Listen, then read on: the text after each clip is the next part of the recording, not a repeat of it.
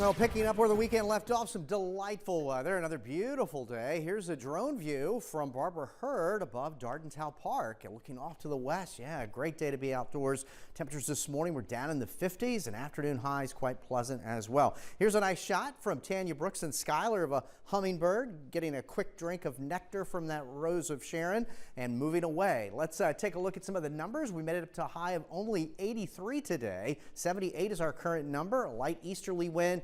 Dew points that are in the 50s in the summertime.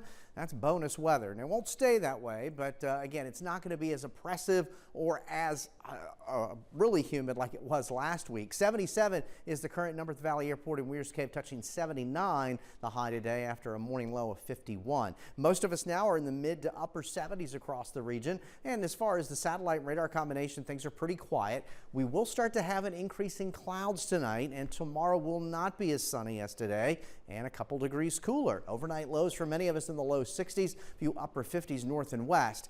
Temperatures tomorrow generally in the upper 70s to maybe near 80. We'll have a lot of cloud cover around, mainly dry, but can't rule out a few showers, especially near and south of the James River. Our rain chances this week are going to return for the mid and late week. Not every day is going to be a complete all-day rain by any means, but a little bit more unsettled. But all this week, we're talking about temperatures staying below average here for early August. I think many of us will like that. As far as what's happening, we have a large area of high pressure that's over eastern Canada and it kind of ridges down the eastern seaboard. So right now things are pretty quiet. Then we have a broad area of low pressure that actually developed on the same front that moved through here on Friday and now is stalled to our south. And some of the moisture is moving back inland across Georgia and the Carolinas, and some of that will be shuttled in our direction, especially more so by Wednesday. I want to quickly talk about the tropics. Of course, it is August now. August is an increased month for tropical activity. The waters are their warmest. We normally have less in the way of wind, and so tropical activity does increase. 30-year averages show that. September is the peak month, and we can still get a peak in October.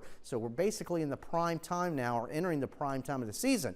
On Sunday, Dexter formed a tropical storm. That's over 300 miles northwest of the island of Bermuda. That'll remain a fish storm as it heads back out into the Atlantic. But I mentioned that broad area of low pressure that's currently off the eastern seaboard. That has about a 30% chance of development this week. Next named storm would be Aaron, but even if it doesn't, we're still dealing with moisture that'll start to stream up the eastern seaboard. And then well out into the Atlantic, off the west coast of Africa is a tropical wave. That could be better organized over the next week, about a 50% chance of development. So here we are in the short term. More clouds roll in tonight. In the morning, there may be a little bit of sun, but a lot of clouds here for Tuesday. But temperatures will be on the cool side. Yes, there could be a few showers, especially south of us, but temperatures, again, are going to stay all cool all this week. On Wednesday now, a better chance of some light rain across the region in the morning, and then we could still pop a shower, maybe an isolated storm in the afternoon. So clouds increase tonight. Most of us will be in the low 60s. There's a look at the Michael and Son 7-day forecast. Temperatures remaining below average this week,